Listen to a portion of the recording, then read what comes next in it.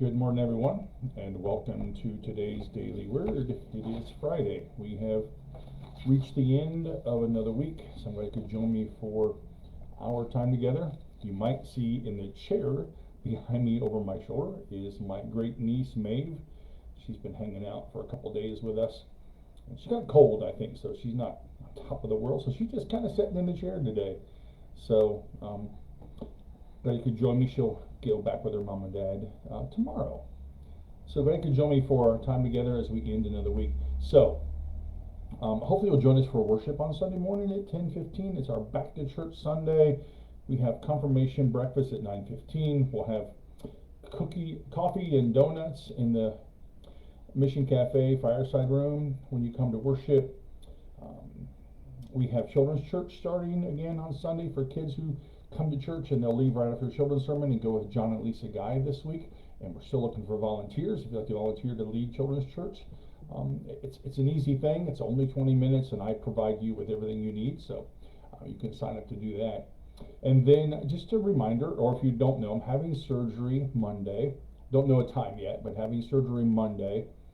And so the Daily Word will at least not happen until Thursday or Friday of next week. Actually, it won't happen Thursday because that's my therapy day. So probably Friday, I'll plan to join you again for our Daily Word. So I appreciate your prayers on Monday morning. Hopefully this third surgery on this left knee will be the kicker. So we'll get through that. So thanks for those prayers. And I'll look forward to probably seeing you a week from today. But plan to join us Sunday morning at 10:15, either in person, of course, or on Facebook Live. So this morning I have this one interesting verse from Ecclesiastes. You know, we're familiar with Ecclesiastes mostly from the whole there is a time to be born, a time to die stuff that we hear from Solomon.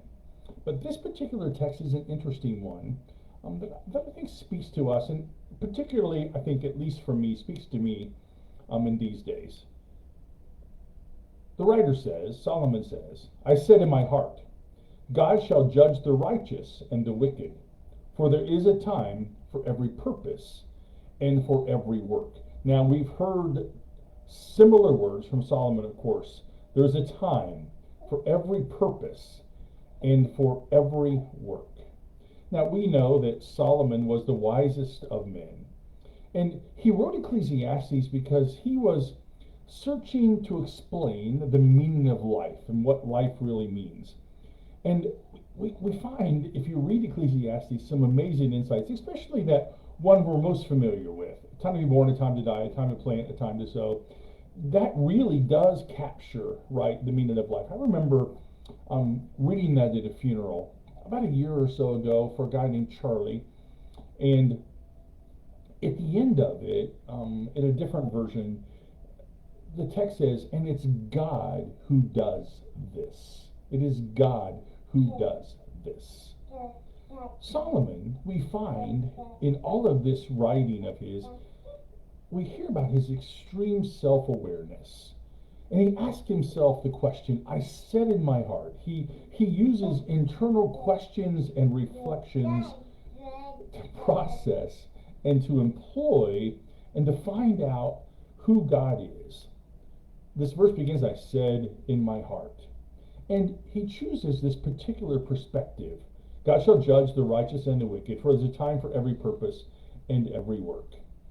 He discovers that for all of us in our lives, decisions we make regarding all that surrounds us, the perspective of our hearts, what we believe, what we know about, what motivates us, what we try to master, what we try to control, often all of that, as it usually does, leads to folly, futility, madness. It keeps us awake at night.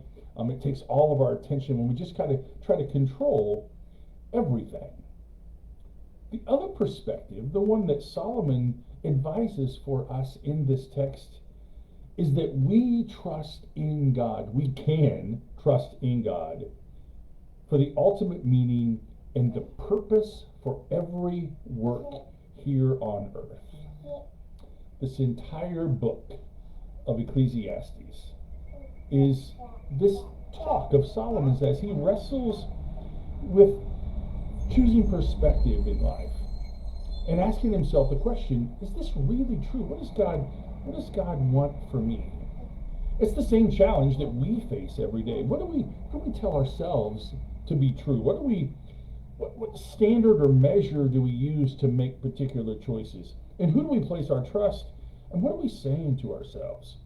And I think for us in this world, and we've been talking about choices, right? We've been talking about being yeast.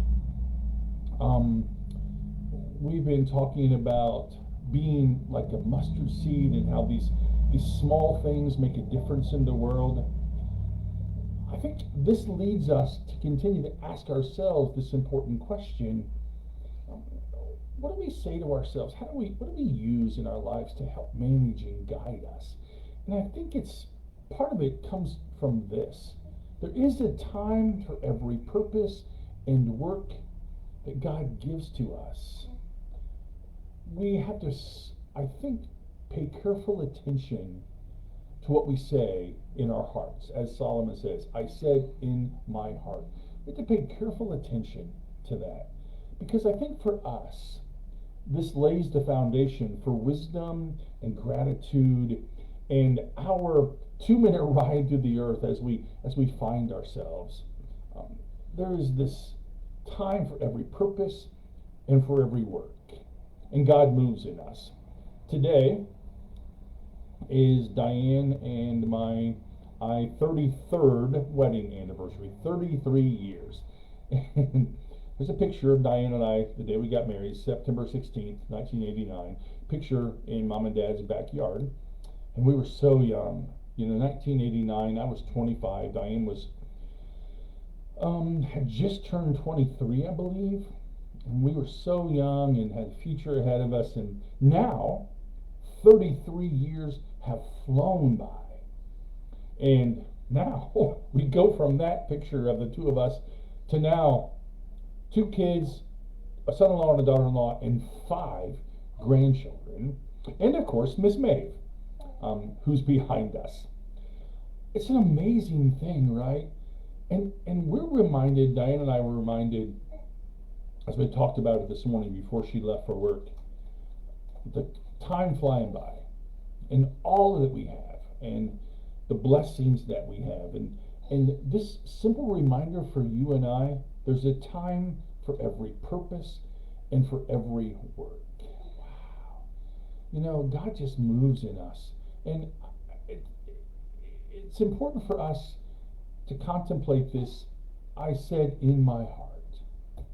And to think about and to take careful attention to what we say and where God's leading us. If we're to be yeast, if we're to be a mustard seed, if we're to be cultivators of good relationships in the world, as we're to share our lives with each other.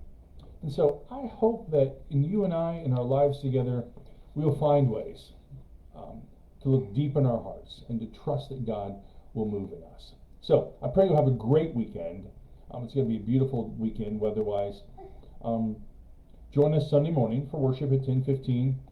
And then I'll see you probably next Friday as I recover from my surgery. So know of God's love, God's deep wisdom that's in you. Listen to your hearts. And then know of my love for you. I'll see you Sunday morning at 10:15 and then next Friday. Have a great day and a great weekend, my friends.